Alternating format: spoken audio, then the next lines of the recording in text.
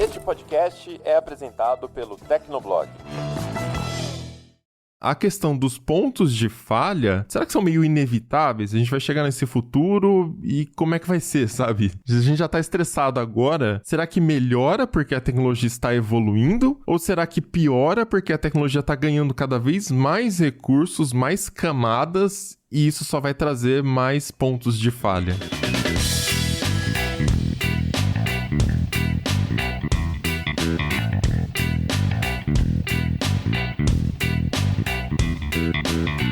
Olá, ouvinte, seja bem-vindo, está começando mais um episódio do Tecnocast. Eu sou o Thiago Mobilon. Eu sou o Paulo Riga. Eu sou o Emerson Alecrim. E eu sou o Josué de Oliveira. À medida que a tecnologia avança, ela ganha mais camadas de complexidade. E daí, o que deveria ser simples começa a ficar um tanto complicado de usar. Será que esse é um processo inevitável para o nosso futuro? No primeiro Tecnocast do ano, a gente bate um papo sobre a fricção na tecnologia. Será que antigamente as coisas eram realmente mais fáceis de usar? Ou é só a gente que tá ficando velho e chato mesmo? Aguenta aí que a gente já começa.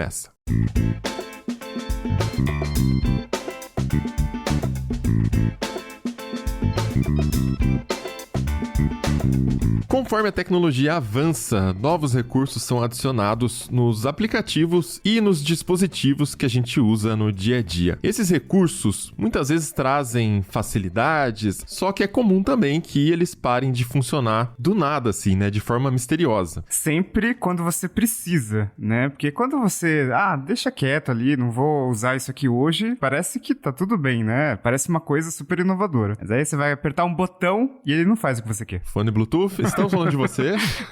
Mas aí, recentemente, tem um repórter da CNET chamado Andrew Lanxon. Ele publicou uma matéria com o seguinte título: A tecnologia está quebrada ou será que o problema sou eu? E é meio que a gente se identificou um pouquinho com essas reclamações, né? Tanto que estamos aqui, resolvemos gravar um Tecnocast para reclamar da fricção da tecnologia no dia a dia. Primeiro Tecnocast do ano, vamos começar reclamando, porque é pra começar bem. 2023 promete. Mas isso é curioso, porque assim, a gente gosta de tecnologia. Pô, quando surge uma tecnologia nova, um recurso novo, e a gente, nossa, tem valor aqui. Isso é bacana. Mas às vezes vai para aquele caminho de acrescentar uma complexidade em coisas que talvez a gente quisesse que fosse simples, ou talvez adicione uma complexidade e daí a parte simples já não funciona mais direito, né? Então tem muitas coisas, tem muitos eletrodomésticos, eletrônicos, enfim, que você vai vendo que vai adicionando umas coisas ali e aí a parte básica já não funciona mais direito. Então é essa tentativa da indústria de buscar algo novo pra conseguir vender e tal, pra né? Pra conseguir colocar o nome de Smart no produto, né? Né? Porque, tipo, esse negócio da escova de dente é muito real, né? Porque, pô, cara, como que você pode inovar numa escova de dente? Pô, não tem muita coisa. Numa escova de dente elétrica, já dá pra pensar numas coisas assim, faz um movimento diferente e tal. Mas aí quando começa a aparecer Bluetooth, aí, ó, fim.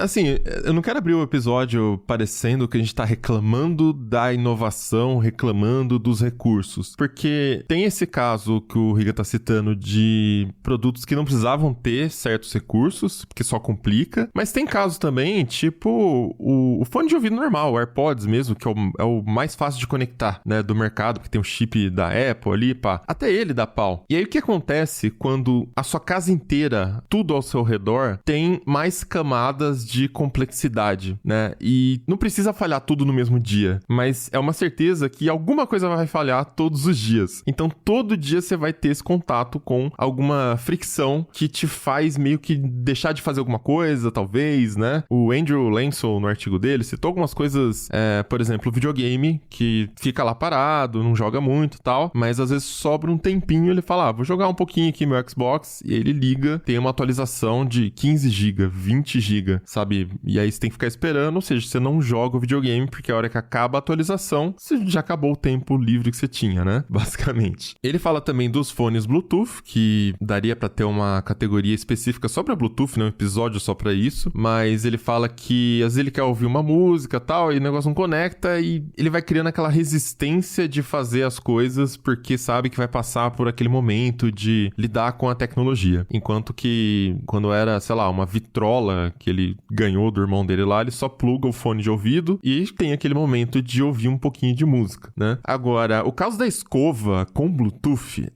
assim, eu não consigo me conformar com isso, sabe? Eu só queria dizer inicialmente que eu só soube que existiam escovas com Bluetooth através de vocês, cara. Porque essa simples ideia, pra mim, é completamente absurda, assim. Tipo, quem foi que pediu por isso, saca? Enfim, eu só queria deixar isso claro, deixar isso registrado aqui, que eu não conhecia essa modalidade de produto. É porque eu tenho essa escova que é Bluetooth faz muitos anos, assim. E antes tinha até uma versão sem Bluetooth e tal, mas eu não comprei ela por causa do Bluetooth. Eu comprei ela porque era elétrica, eu queria uma escova elétrica e tal, e por acaso ela tem Bluetooth. Mas assim, já usei? Vejo alguma importância? Aí é outra coisa, né? A versão antiga dessa escova, ela tinha um painelzinho que você colocava uma bateria daquelas de relógio e você grudava ele no espelho do banheiro ali. A hora que você liga a escova, esse painelzinho minúsculo assim, ele liga junto e vai te mostrando qual parte da sua boca você está escovando. Então ele divide em 4 quadrantes, né? As 2 laterais, baixo e em cima. E diz que você, para ter uma boa escovação, tem que escovar por 2 minutos a boca toda, e ele vai dividindo 30 segundos por quadrante. Até aí, beleza, né? Já, enfim, não chega a ser uma fricção, porque você olha, se você quiser, ele tá lá, né? Agora, o Bluetooth, cara, imagina que toda hora que você vai escovar o dente, você vai conectar a sua escova no Bluetooth do celular, porque a gente sabe como é o Bluetooth, né? Por mais que fique conectado, ele não funciona às vezes. Você vai ter que abrir o aplicativo da escova de dentes e ela ainda vem com aqueles suportes de celular de sucção pra você prender no espelho. Mas não é um suporte com MagSafe, é aquele suporte que você tem que puxar a molinha e encaixar o seu celular pra daí colocar ele e deixar na altura dos olhos, assim, no espelho, enquanto você escova os dentes. Gente, me diz... Alguém faz isso? Alguém gasta essa energia toda só pra escovar o dente? Não faz sentido, cara. Eu achei que você tava desarmando uma bomba, cara, quando você descrevia isso, mas era só escovação dental, assim. Caraca. Eu não consigo entender também. E é engraçado, eu procurei alguns artigos sobre essa coisa da escova de dente com Bluetooth, e tem um no Gizmodo gringo que o cara tá fazendo lá o review e ele chegou a dizer que, é como se a escova estivesse fazendo bullying comigo, porque o aplicativo fica me dizendo, você não escovou o dente direito, tem que escovar mais ali, ou lá. Então, além de ser difícil utilizar a escova, porque, de novo, ela tem Bluetooth e ela tem um aplicativo de escova de dente. Eu tô dizendo essas palavras bem lentamente pro ouvinte entender do que a gente tá falando. O aplicativo fica te ofendendo porque você não sabe escovar o dente, aparentemente. Ele é um coach de escovação de dente. Olha o nível que chegamos. Cara, eu acho que... Assim, eu escrevo, eu me envolvo com tecnologia há mais de 20 anos. E uma coisa que ficou clara pra mim é o seguinte, não é porque uma tecnologia existe que você obrigatoriamente tem que implementar ela. E eu acho que é esse caso aqui, porque, por exemplo, se a gente se basear no Bluetooth, que é o que a gente tá falando aqui agora, a gente tem situações em que a tecnologia é inútil, ou então situações em que ela deveria funcionar bem e não funciona.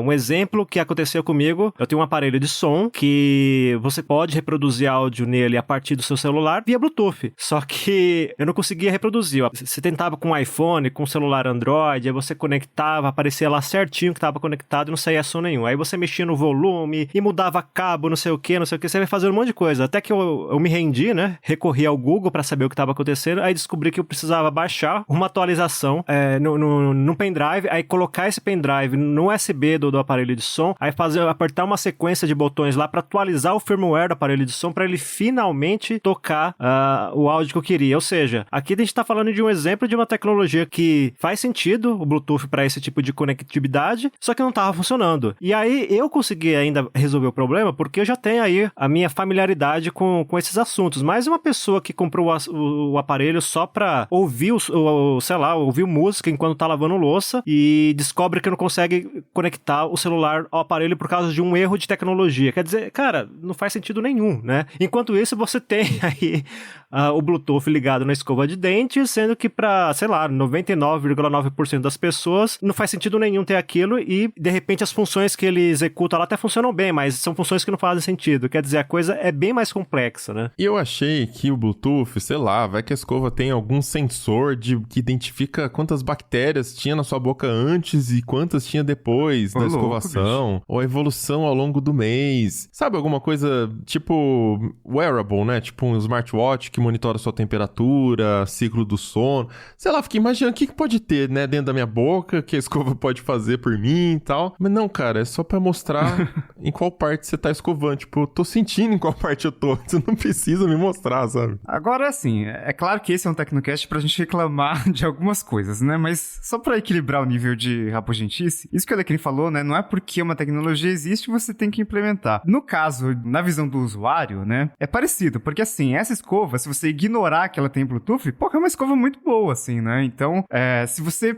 tem uns recursos ali que tem Bluetooth, que usa Bluetooth, se você ignorar aquilo, você ainda vai continuar usando todos os benefícios daquela escova. Então, por exemplo, você precisa escovar durante 2 minutos os 4 quadrantes da boca. Bom, essa escova, tipo, ela vibra diferente a cada 30 segundos. Então, você sabe, né? Tipo, terminou um quadrante, ele vai pro outro depois de 30 segundos e tal. E depois de 2 minutos, ela tem uma outra vibração diferente pra falar que, já deu 2 minutos. Então, show. Então, você nem precisaria, nem quando tinha aquele reloginho ali, você precisava ficar olhando pro reloginho e beleza, né? E essa questão de dar uma nota pra sua escovação, né? Tipo, falar quão bem você escovou. Uma coisa importante quando você tá escovando os dentes é que você não faça muita força, né? Porque aí dá gengivite, dá um monte de problema e tal. Mas quando você aplica uma força maior, né? Quando você tá escovando o dente com essa escova, ela já diminui a velocidade e acende uma luzinha vermelha também, né? Então, já é outro recurso ali que você nem precisa do celular. Do aplicativo, né? Do aplicativo de parear Bluetooth, etc. Ele dá nota mesmo? Eu não sei, eu não conectei, eu não tive coragem. Você tá lá, termina de escovar e aparece lá 9.4, sei lá, na sua, tá ligado? Quando tinha um reloginho, ele dava uma nota de 1 a 5 estrelas. E tem tipo um Tamagotchi, assim, quando você vai escovando bem em sequência, vai ficando, tipo, começa a brilhar, assim. Eu não lembro mais direito, porque eu fiquei muito tempo sem usar e a pilha estourou lá dentro. Mas assim... Bom.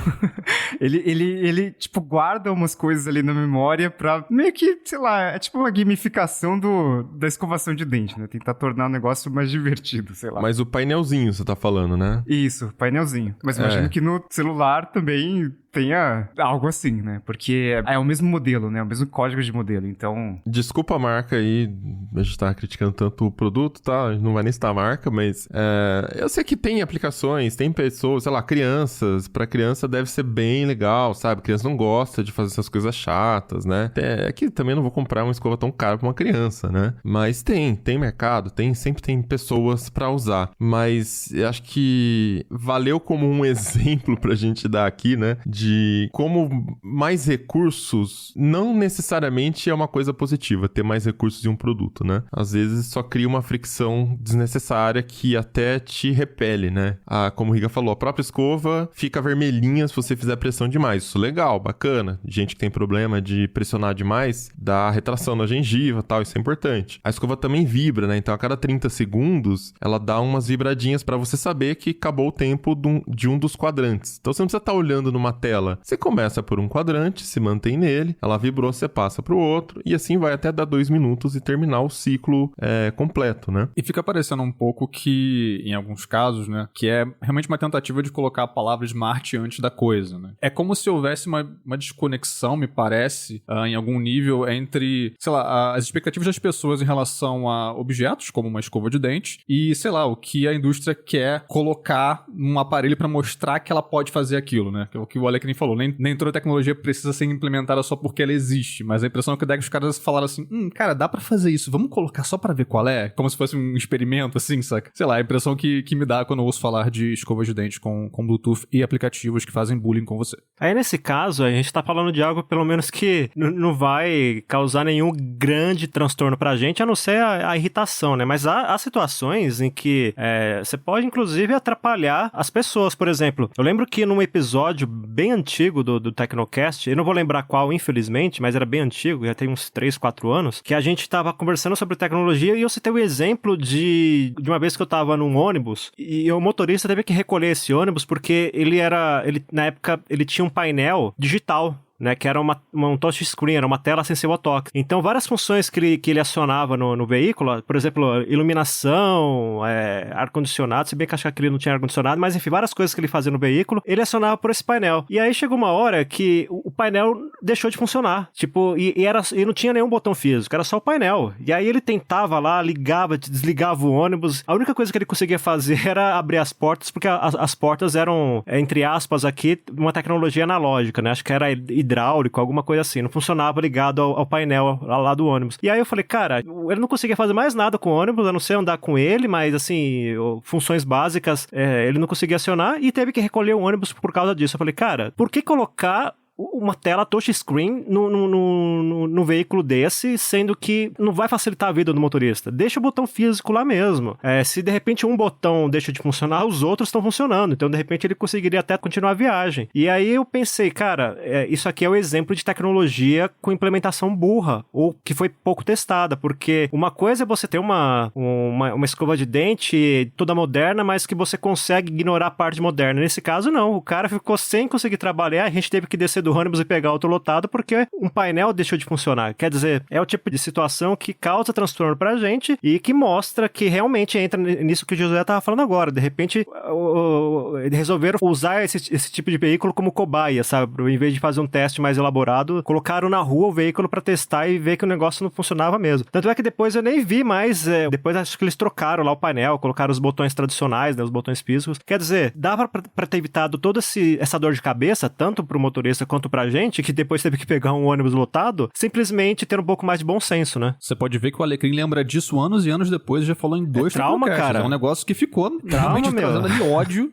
Não faz bem isso. Trauma, tive que fazer terapia online ainda, que é pior que presencial. Mas acho que nem precisa ir muito longe, né, a questão do ônibus. Eu queria até trazer um pouco mais a conversa para casos de fricção que acontecem, mas com recursos que não são recursos evitáveis, são recursos que são facilitadores de fato. Até para o ouvinte entender que a gente não tá aqui só para reclamar por reclamar, tipo, são chatos porque vocês, empresas, fazem essas coisas. É o contrário, é meio que uma reflexão também sobre como vai ser o nosso futuro, sendo que a tecnologia faz parte cada vez mais da nossa vida e, como eu tava falando no começo do programa, quanto mais pontos de falha, maiores as chances de acontecer uma falha no seu dia a dia. Então eu fico pensando como é que vai ser o nosso futuro, né? Quando a tecnologia estiver presente em praticamente tudo. Eu lembro sempre de um artigo do Walt Mossberg, que é um velhinho lá, famoso colunista de tecnologia, onde, acho que foi um artigo de despedida dele, né? Onde ele falou sobre a tecnologia do futuro ser uma coisa invisível, a gente não vê. Então a sua casa tem sensores em todos os lados, ela tem câmeras, a assistente de voz, ela funciona bem, ela entende tudo que você está falando.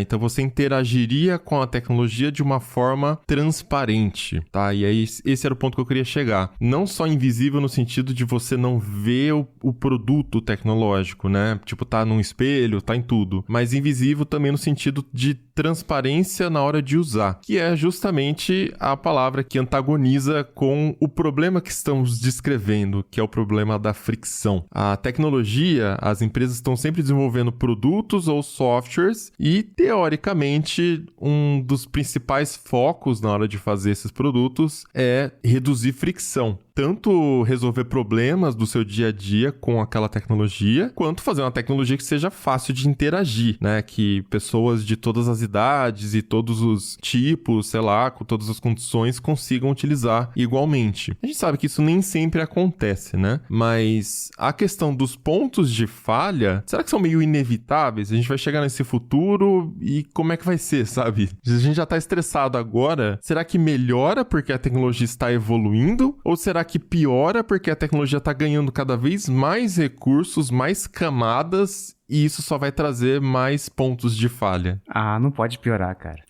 Cuidado. eu acho que assim, a tecnologia tá evoluindo, enfim, sempre surgem coisas novas, mas eu acho que teve algumas movimentações, por exemplo, agora o Matter, né, o novo padrão de casa conectada, que eu acho que simboliza um pouco dessa inconveniência que a gente tá tendo agora, porque acho que uma das tecnologias com mais reclamações, né, tipo, aqui no Discord do Tecnoblog, né, de trabalho e tal, e até durante a gravação desse Tecnocast, é o Bluetooth, né? Então o Bluetooth ele tem vários problemas, inclusive antes de gravar eu tava, por algum motivo, eu quis dar uma olhada na especificação do Bluetooth, aí eu abri o PDF da Bluetooth SID. Coisa que pessoas normais fazem, assim, no dia a dia, né? Eu acho que ninguém, por isso que todo mundo implementa errado. Faz sentido. Quantas páginas vocês acham que tem o PDF da especificação do Bluetooth 5.2? Vou chutar 120. Tem 3.256. Na página 95 ainda é o índice. Então, assim... É possível, cara.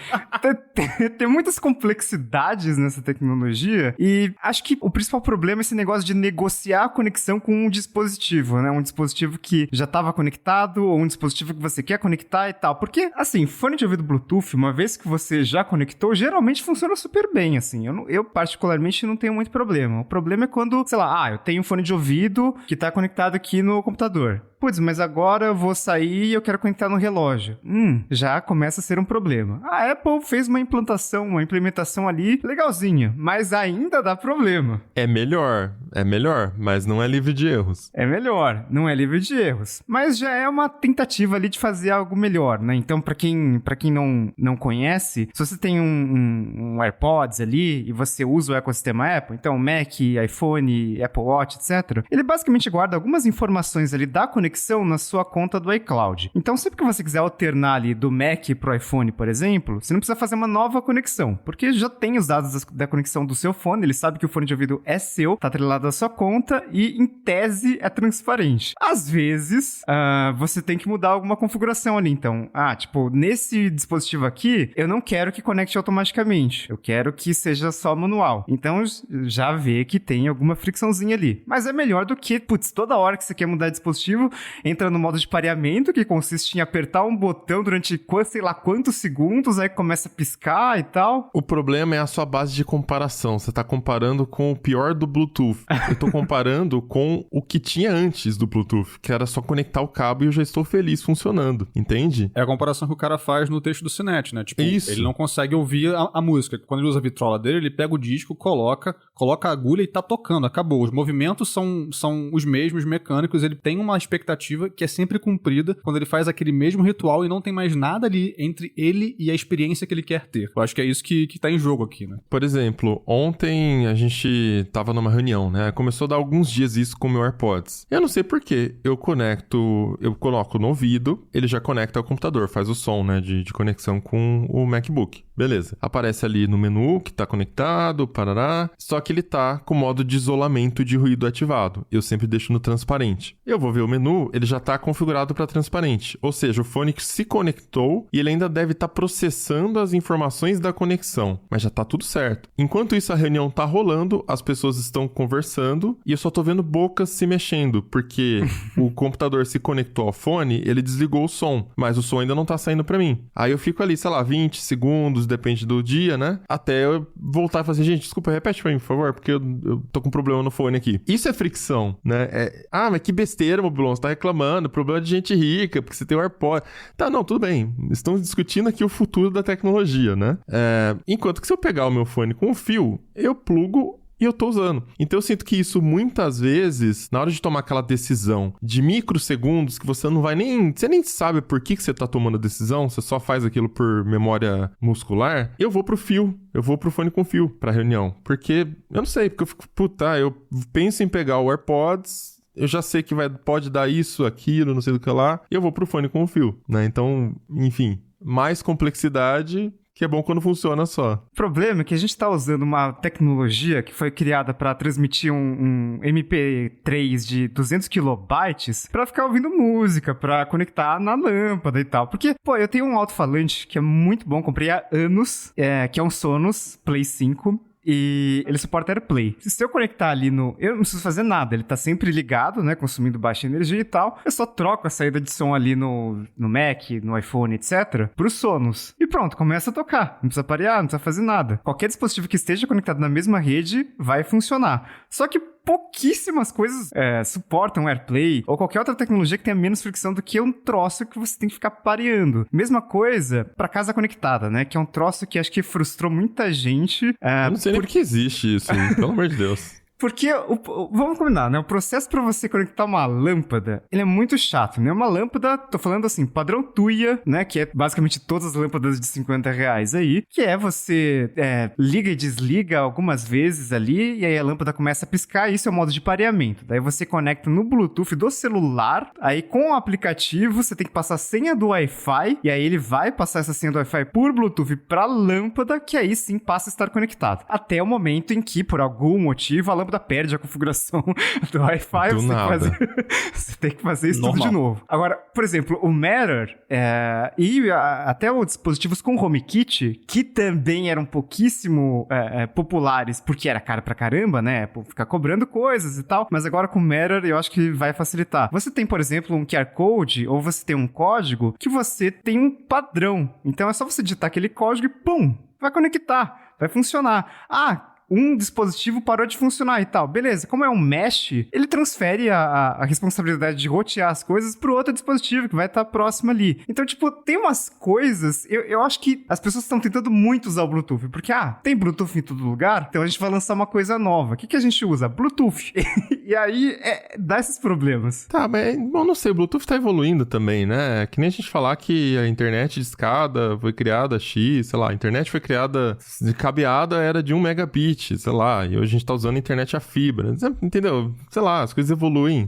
Eu acho que não é que o Bluetooth tá evoluindo, o Bluetooth tá evoluindo em termos de protocolo ali de transferência de dados ali. Então tá cada vez mais rápido, diminui a latência, etc. Mas, tipo, todas as inovações, todas as melhorias, tipo isso que a Apple fez com fones de ouvido, é um chip que ela colocou a mais ali e tem uma técnica diferente ali pra fazer a conexão, por exemplo. Mas o Bluetooth em si continua uma bosta. Eu tenho fones com Bluetooth 5.2 que ainda é a mesma merda. Então, parece que o jeito que a tecnologia foi projetada desde o começo não tá funcionando pra várias coisas, sabe?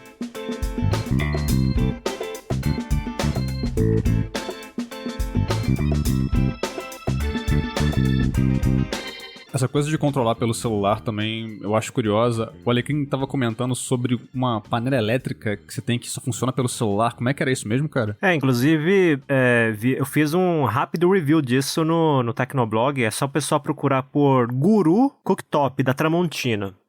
E o review foi rápido porque o Alecrim não conseguiu conectar o celular e não comeu, então acabou o review. Foi bem objetivo esse review, assim, falou, gente, não dá, não posso opinar. Eu não consegui fazer um ovo frito no negócio. Mas assim, a ideia, ela é legal até certo ponto, porque eu nem sei se esse equipamento vende mais, mas na época ele foi lançado no final de 2021, então deve estar no mercado ainda. A ideia principal é ajudar pessoas que têm pouca experiência na cozinha. Então, por exemplo, você acabou de casar e aí você não tem mais a sua mãe para fazer o seu almoço, então você vai ter que aprender isso na raça. E aí, com o aplicativo dessa panela, desse cooktop, você tem ele tem um passo a passo, ele tem umas receitas e tal, isso ajuda bastante, isso é bem legal. Inclusive, o cooktop tem um sensor de peso, então, por exemplo, se ele fala assim, você tem que colocar 200 gramas de arroz, aí você pode colocar lá a panela em cima do cooktop e ele vai fazer os cálculos lá certinho e falar, realmente tem 200, ou então fala pra colocar mais, ou fala pra tirar um pouco, enfim, essa parte ajuda. O problema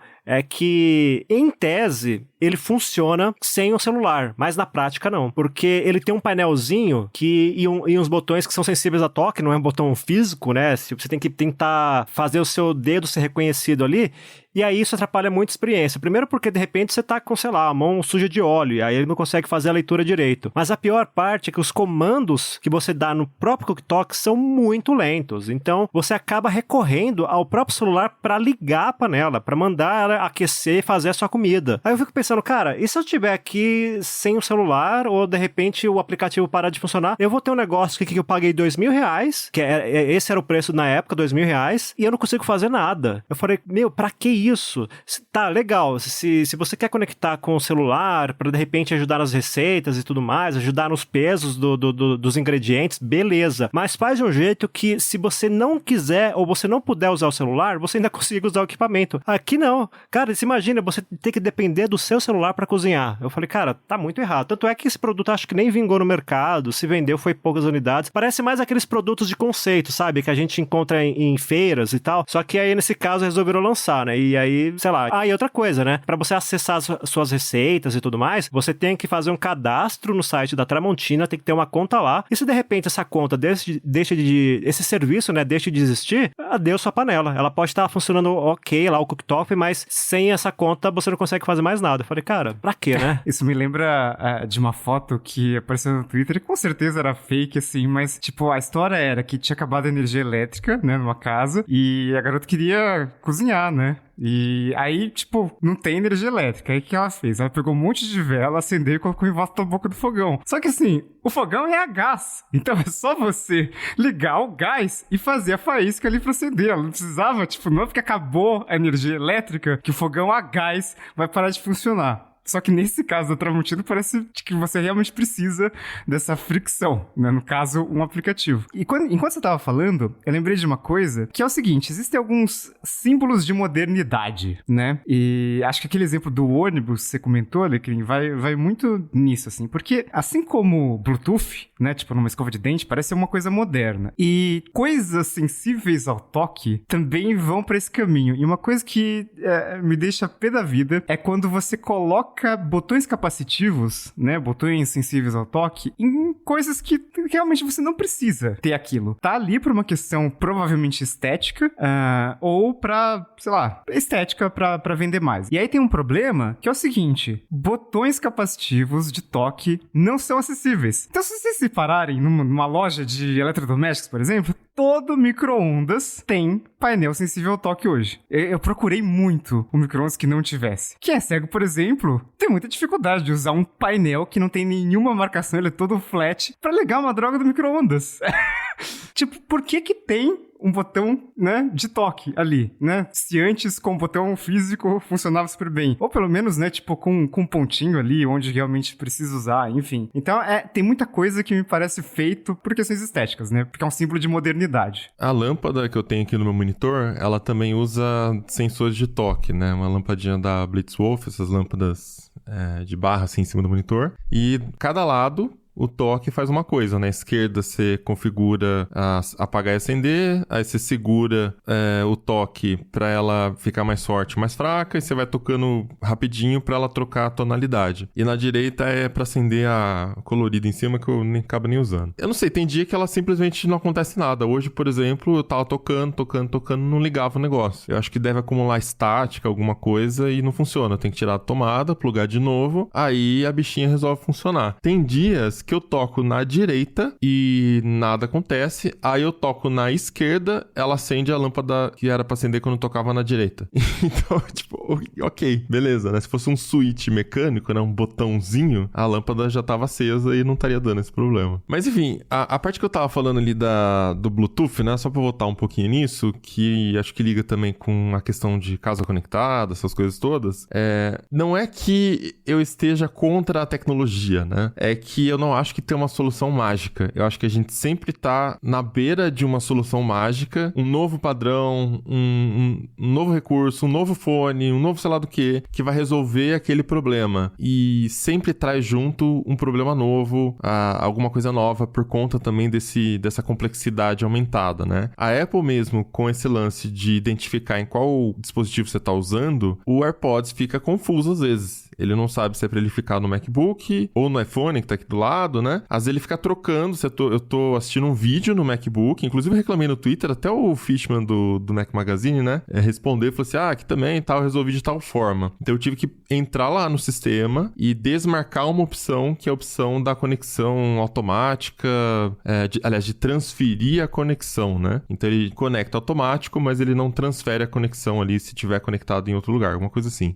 Então quer dizer, mesmo com o chip da Apple, que foi feito para resolver o problema, tem essa questão da fricção, porque é uma máquina, ela fica confusa. Será que eu tô querendo o computador ou o celular? Ah, mas por que ela tava indo pro celular se você tava mexendo no computador? Realmente, não entendo, porque no computador tava assistindo um vídeo, tava saindo som. Mas sei lá, às vezes chega uma notificação no celular do WhatsApp e por algum motivo o fone dava preferência e ia pro celular e ia atrasado ainda, só saiu o finalzinho do ding do WhatsApp, sabe? Só porque ele chegou atrasado e só pegou o finalzinho do som. Mas já perdi a conexão com o computador, né? Então, enfim, eu não acho que tem uma solução mágica que vai resolver. Eu acho que essas soluções novas aumentam a fragmentação. Então, quem já tava com a casa montada, quem já tava com o dispositivo configurado, de repente tem que jogar todo esse lixo eletrônico fora e replanejar, refazer a casa de novo. A hora que termina de fazer, vai sair um negócio melhor. Então, eu não sei, fica pra mim uma impressão de que essa corrida de gato e rato, sabe? Eu vejo muita gente também recorrendo à tecnologia justamente para tentar criar em volta um ambiente mais moderno. Não necessariamente porque você precisa daquilo. É só para ter algo mais moderno mesmo. E isso também pode ser frustrante mesmo quando a tecnologia funciona bem.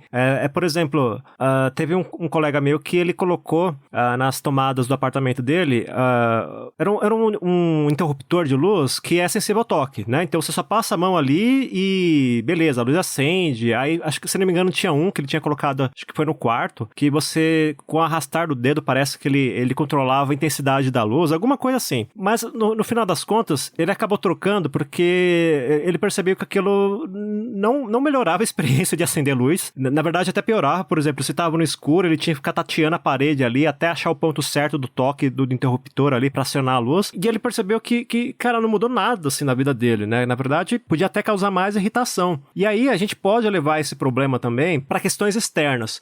Um exemplo que é realidade aqui para boa parte dos paulistanos foi a troca no metrô de São Paulo do antigo sistema que usava um cartãozinho de papel magnético por QR Code. Então, se você não tiver o bilhete único para pagar a passagem, você pode ir no guichê ou nas máquinas de autoatendimento, compra lá o seu bilhete e aí ele vai sair um papel lá com QR Code e você simplesmente passa o QR Code na catraca e acabou. Aí, Riga, tá vendo? Ó, uma tecnologia moderna aí, ó. QR Code. QR Code, porra. Nada fala mais dessa coisa de querer ser moderno hoje em dia do que o QR Code. Nosso cardápio, QR Code. Pois é. Quer pagar X? QR Code. Tudo é o QR Code. Eu lembro que lá pra 2005 eu vi, um artigo que era... Cara, imagina como vai ser fácil quando tudo tiver QR Code, né? Tipo, é só você apontar a câmera e funciona. E demorou alguns anos pra virar popular essa tecnologia nova, né? Alguns anos e uma pandemia que nos forçou a isso. O pessoal chegou a ter um burburinho de que não ia ter mais QR Code. Ia ser, tipo, uma tecnologia que nasceu morta. Eu vi umas coisas assim, né?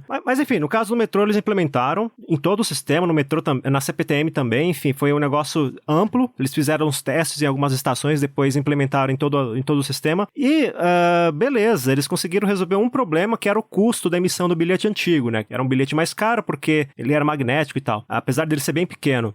Só que aí você criou outros problemas, porque, primeiro, a experiência de vários usuários ficou pior, porque você tem que pegar o papel e tentar achar ali o leitor certo para fazer a leitura do código. Geralmente, pessoas com mais familiaridade com tecnologia acerta de primeira, mas um pessoal com mais idade ou que não tem muita vivência com isso, acaba perdendo um pouco mais de tempo para isso. Só que aí tem outras situações que pioram o problema. Por exemplo, se você colocar ele, você comprou de manhã e à noite você vai usar ele, aí você tira ele da sua carteira, você vai ver que de repente o código não tá funcionando porque na carteira ele desbotou. Ou então você dobrou e acabou desbotando a parte do código. Ou então, às vezes, você está lá naquela pressa e tal, aí você, em vez de colocar o bilhete no leitor de QR Code, você coloca aonde é o leitor do bilhete único e vice-versa, porque são dois leitores, né? Então você fica perdendo um tempo ali. E aí tem gente que... E o metrô de São Paulo, dependendo da estação e do horário, é como se você ficar no semáforo de uma avenida muito movimentada. Se atrasou um segundo, já tem gente lá atrás te xingando, né? Então, é a mesma coisa. Já fica mais... Inclusive, se você nunca usou o metrô de São Paulo, nunca veio pra São Paulo, a dica número 1 é não fique do lado esquerdo da escada rolante. As pessoas vão ficar muito bravas com você. Inclusive eu. E outra coisa, uma coisa engraçada com essa transição pro QR Code do metrô, é que isso foi feito, acho que no meio da pandemia, né? E no meio da pandemia, as pessoas tiveram novos hábitos. E um desses hábitos era passar álcool gel nas mãos, né? Tipo, higienizar as mãos. E o papel, quando você tem um papel térmico, que é aquele papel de nota fiscal e tal, e você entra em contato com o álcool gel, ele borra É, o papel. exato. Então as pessoas invalidavam o bilhete por causa disso. Mas a ideia é legal porque, por exemplo, você poderia então usar o QR Code no seu celular. E você pode fazer isso. Tem um aplicativo para isso. E você também pode comprar os bilhetes por WhatsApp, que também é outra coisa legal. Só que, por exemplo, eu tive essa experiência quando vieram os parentes meus do Paraná para São Paulo e eu fui comprar 4 bilhetes únicos. Aliás, 4 bilhetes do metrô. E eu pensei, putz, eles vão gerar um QR Code que vai valer por 4 viagens. E não, foram... foi um QR Code para cada bilhete. Quer dizer, eu recebi 4 QR Codes lá e toda vez que ia passar eu tinha que tentar adivinhar qual que eu já tinha usado e qual não, né? Então... E aí você ficava esfregando a tela do celular no leitor, assim, tipo, e ele pegava direitinho? Porque às vezes simplesmente o QR Code não é reconhecido. Por motivo nenhum, por uma força misteriosa, não é lido e pronto.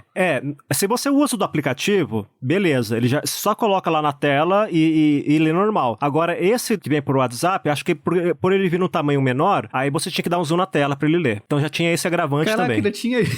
Pois é. Dá um zoom na tela, que absurdo, cara. E aí eu pensei assim, cara, beleza, vamos fazer um negócio. Isso aqui é importante pra incentivar a galera, de repente, a usar o celular com mais frequência pra pagar passagem. Dá pra fazer isso numa boa. Só que em vez do metrô ter o próprio aplicativo e permitir que você comprasse créditos e tudo mais, ele terceirizou, é uma empresa que é top, né, que faz isso. E eu lembro que eu usei o WhatsApp porque eu simplesmente, olha só, eu fui tentar fazer o cadastro no top pra conseguir habilitar o aplicativo, só que tinha que receber um código por SMS e a merda do SMS não chegava. Então eu não consegui cadastrar. Então eu tive que usar o WhatsApp. Quer dizer, a tecnologia falhando de várias formas, né? Então, quer dizer, aqui a gente vê um caso de uma tecnologia que funciona bem, a leitura do QR Code até é rápida nos bloqueios do metrô e da CPTM, mas você tem vários entraves por trás. Tem um usuário que não está acostumado, tem a indicação, de repente, de onde fazer a leitura que não está muito clara, tem essa questão que eu falei do aplicativo, que às vezes não funciona direito, ou então do WhatsApp, que você fica meio perdido ali para achar qual bilhete que você comprou. Enfim, tem várias coisas que precisam ser melhoradas. Não é só colocar a tecnologia, você tem que também pensar na experiência do usuário. E eu acho que é isso que tá faltando em várias tecnologias que têm surgido ultimamente. Mas acho que o próprio bilhete único também trazia alguns níveis de fricção, né? Então, por exemplo,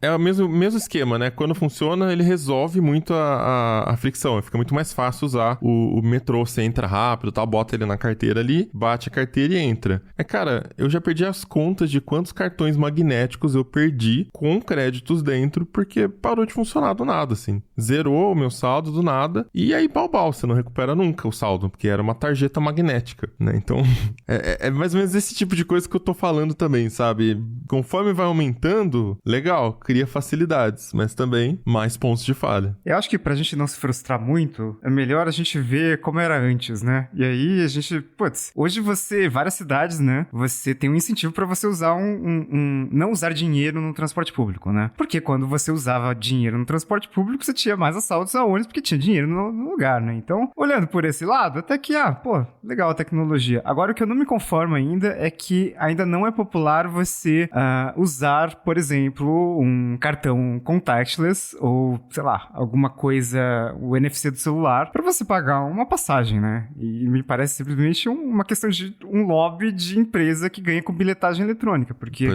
em várias cidades você já tem isso, é super tranquilo. E, aliás, no ano passado, né, em agosto, teve um evento do Galaxy Z Fold 4 em Nova York e tal, e eu lembrava muito do MetroPass, né, que era muito ruim, assim, era um cartão molenga com tarja magnética que você passava pra entrar no metrô, né, e sempre dava pau, assim. Turista nunca consegue acertar aquilo ali de primeira. Você precisa fazer um curso antes de conseguir passar o cartão do metrô no metrô de Nova York, né? E aí, quando eu voltei, né, tava, obviamente, muito tempo sem ir pra lá, né, por causa da pandemia, cara, tem NFC. Então, eu não preciso nem pagar aqueles 25 centavos, se eu não me engano, pra pegar o cartão, né, o cartão novo, porque eu sempre esqueço. Era só, sei lá, pegar um celular e passar ali. E, inclusive, a primeira passagem foi de graça, porque, sei lá, eles queriam incentivar as pessoas a usarem esse novo meio. Então, achei legal. É uma coisa que devia ter mais aqui no Brasil. Eu sei que os cariocas estão falando que, esse pessoal do metrô que usa o metrô de São Paulo não tem até hoje, que no metrô do Rio tem e tal, mas a realidade é que em muitas cidades você tem muita fricção para pagar um transporte público, né? Enquanto você tem alguns obstáculos para pagar uma passagem, né, você não tá realmente incentivando o uso de transporte público.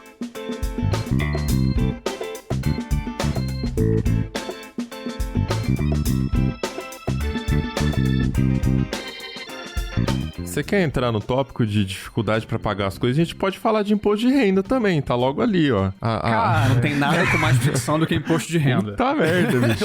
Eu acho que a definição de fricção no dicionário devia vir com um link pro site, tá ligado? Da Foto declaração. do leão, né? Eu fico puto, assim, porque é como se eu estivesse fazendo uma prova de matemática na quinta série, assim, porque... É bem isso. Tipo, eles têm todos os dados, todas as minhas transações são rastreáveis. Por que eu tenho que abrir um programa em Java depois pra preencher os negócios?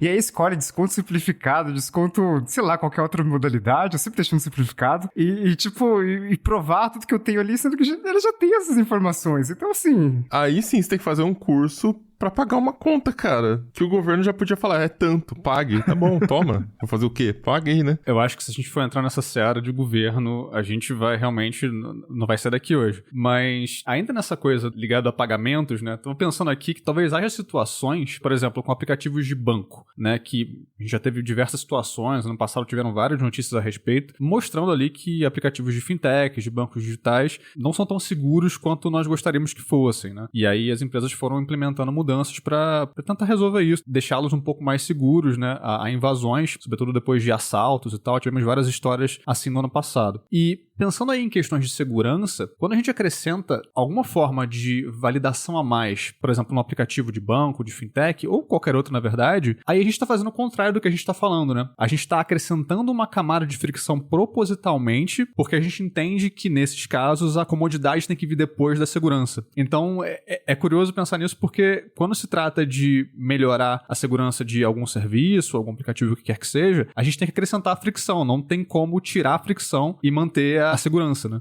Mas acho que tem fricções e fricções também, né, que você pode adicionar. Tem a fricção que não faz sentido. Por exemplo, se eu esqueço a minha senha do Internet Banking do bancão laranja, eu tenho que ir no bancão pra recuperar minha senha. O problema é seu, que você errou 3 vezes. Tá, não é pra tanto também. Dava pra ter alguma forma segura de recuperar a minha senha, né? E tem a forma ruim, que foi o que aconteceu com o Nubank também. Tava fácil demais recuperar a senha, o cara perdeu Esqueci tudo. minha senha. Troca aqui, por favor. Só, né? Manda aí, né? Então tem que pensar um pouquinho ali qual que seria o meio termo. Eu vi recentemente que o Nubank tinha liberado uma atualização, que tá no beta, sei lá, onde você pode... Por enquanto, acho que só transferência, não sei o que você associa a sua rede Wi-Fi. Então, se você não tiver conectado a alguma rede Wi-Fi conhecida, né, que você colocou ali que é confiável, ele não faz a transferência. Ele pede para fazer uma identificação facial. Imagino que não é a biometria do iPhone, aquela realmente que você fica aproximando o celular até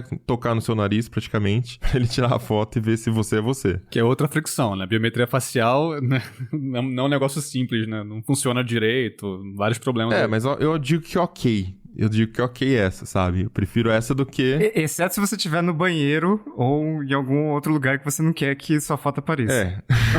Lembrem que a gente gravou o episódio no ano passado, em que o nosso repórter, o Giovanni, falou que conhecia alguém que trabalhava em fintech, em algum lugar assim, e a pessoa falou pra ele que todas essas fotos aparecem num painel que todo mundo da empresa vê. Então, toda vez que você coloca o seu rosto lá pra fazer uma biometria, a galera tá toda te vendo, cara. Então, lembre-se disso. Eu penso nisso toda vez que eu vou fazer reconhecimento facial agora.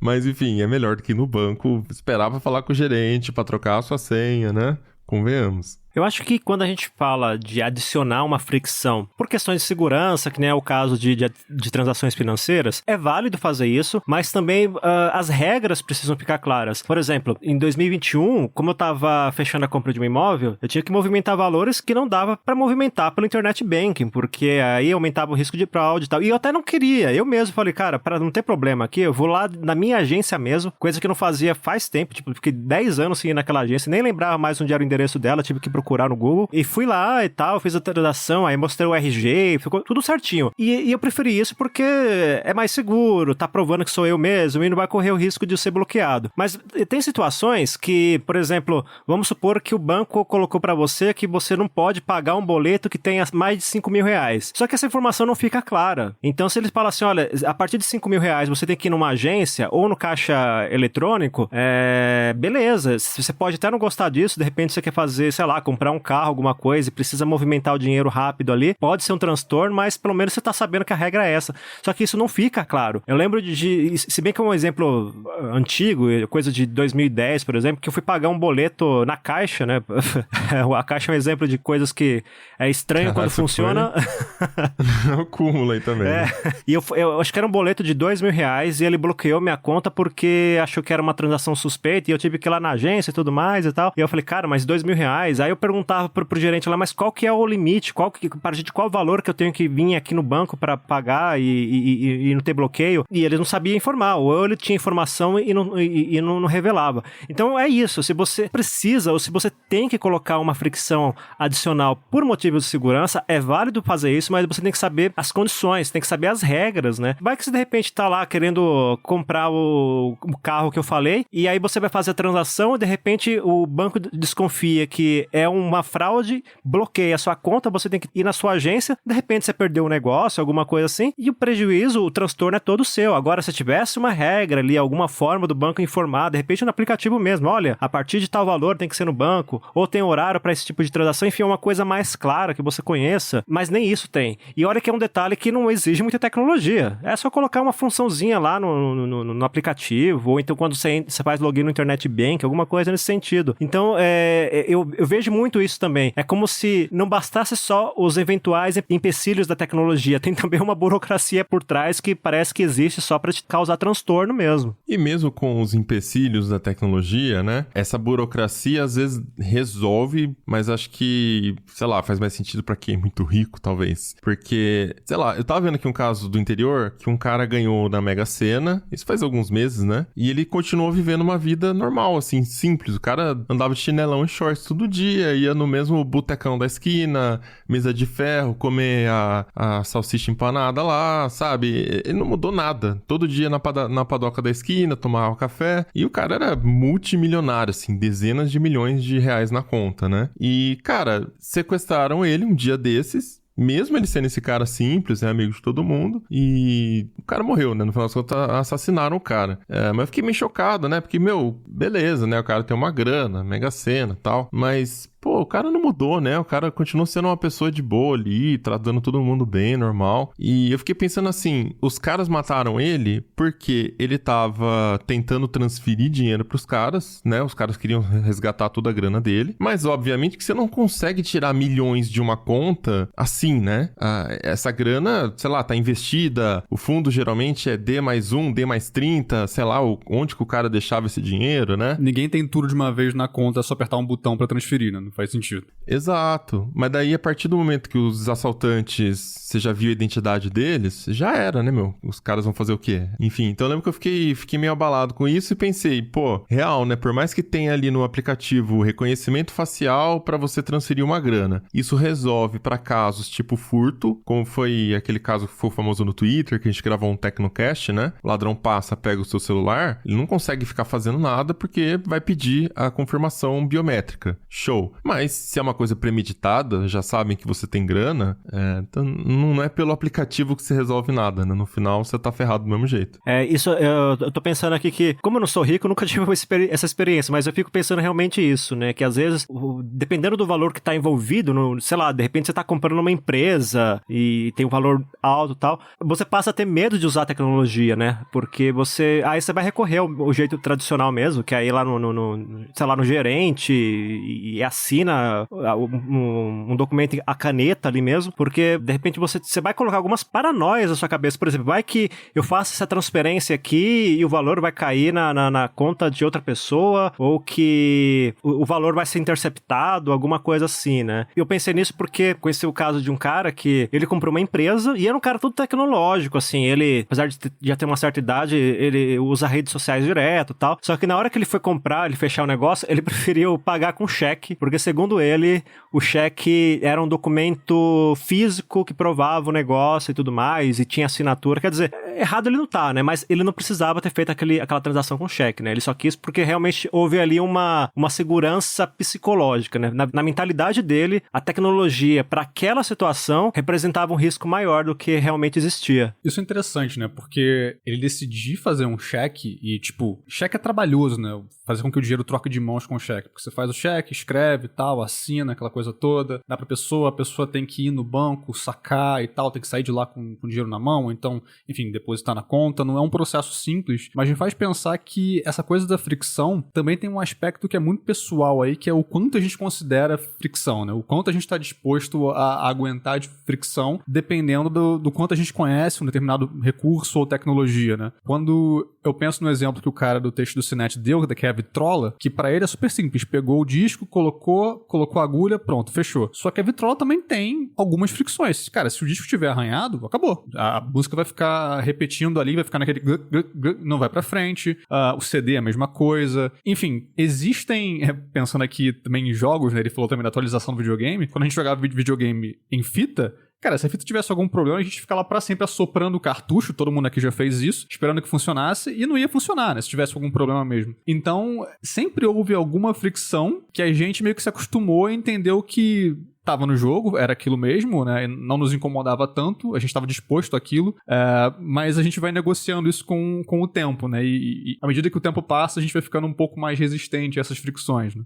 Mas eu acho que ainda lamber fita é mais rápido do que esperar baixar 40 GB, sabe?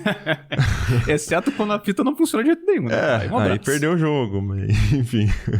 Acho que nesse caso, né, se for cronometrar também, o jogo, baixar o jogo é mais frustrante, porque você fica ali esperando o negócio carregar, né, coisa parece que embola um pouquinho. Mas acho que realmente a questão, pra mim, nem é tanto aceitar ou não o que a gente aceita, o que a gente não aceita, porque eu acho que é inevitável, vai estar cada vez mais presente esse tipo de fricção, de falha de conexão, de era pro recurso fazer X e ele fez Y, ou ele não fez nada, né, vai estar cada vez mais presente. Eu só tô tentando realmente pensar como que vai ser, né, daqui 10, 15 anos, o que mais que vai estar, sei lá, vai estar preso por uma interface, por uma conexão que pode dar problema. Tem uma coisa muito legal que eu espero que eles não adotem pra tudo, como aconteceu com o Bluetooth, como aconteceu com o touchscreen, que são telas de realidade virtual. Não coloquem tudo na realidade virtual, gente. Por favor. Por favor. Imagina carro autônomo. Porque carro autônomo, a ideia é que eles se comunicam entre si de forma automatizada, né? Você não precisa mais de semáforo, você não tem aquele efeito de cobra, então resolve trânsito também. Já vi até estudos que mostram, tipo assim, o trânsito de carros normais, só de você colocar 2 carros autônomos no meio, resolve o trânsito, sabe? Porque o ritmo fica constante, não fica vai, para. O que acontece se um chip parar de funcionar? Se a conexão não estiver, sei lá, der um lag, né? Então, olha a complexidade. É um negócio de aviação, né? Que a gente fala de pontos de falha, aquele caso até do 737, 47, não sei qual que era o voo lá. 737 MAX. 37 MAX, né? Que tinha só um ponto de falha na esquerda, assim, do sensor de inclinação do avião. E aquele sensor falhou, o sistema achava que o avião estava decolando rápido demais, né? Porque o motor dele era muito forte. E aí ele automaticamente virava o flap, não sei se é assim que fala, né? Da parte traseira do avião, jogava o avião pro chão, caiu um monte de avião, né? Desse modelo aí, até descobrirem que era por causa disso, né? Então imagina com um carro autônomo, é isso, tem que ter muito backup ali em todos os sensores. E você sabe que recentemente teve um caso de um Tesla que entrou dentro de um túnel e aí, por algum motivo, o carro freou bruscamente, né? Porque talvez tenha detectado algum objeto que na verdade não existia. Todos os carros atrás bateram. Então, claro que os carros de trás não eram autônomos, né? Não estavam ligados no modo autônomo, mas assim, é um carro que falhou. E mesmo se fosse, né? Não sei se daria tempo também pra, né? Tipo, evitar as colisões em sequência ali. Mas mostra que nesse mundo de carros conectados, a conexão tem que ser bastante confiável, né? E não é igual a aviação, né? O pessoal sempre fala, se dá pra fazer avião automático, dá pra fazer carro. Não tem nada a ver, né? A complexidade de carro é muito maior do que um avião que tá voando sozinho lá em cima, em linha reta. As variáveis numa cidade, né, cara? Pessoas, semáforo, curvas, casas. Buraco, tipo, criança, gato, bola, sabe? exatamente. Se tiver uma falhazinha, realmente as consequências disso são potencialmente muito perigosas, né? Porque é aquilo, se tiver uma chance de dar errado, a gente precisa contar que vai dar errado, e aí as salvaguardas disso precisam estar muito bem checadas para não gerar repercussões muito ruins. No final das contas, o problema são os humanos, né? Quanto mais humanos você coloca, maior a chance de dar merda. Então, tudo isso que a gente falou é por culpa nossa. É isso, então... Edificante, Paulo Riga, edificante. O Riga entrou já direto na conclusão da robótica ali, né? Mata os humanos, resolveu o problema, e é isso aí. É um problema de BIOS, né? Que o pessoal falava. BIOS. O que era? Burro e idiota operador do sistema. Era algo assim. Bicho ignorante, operando o alguma sistema. coisa assim.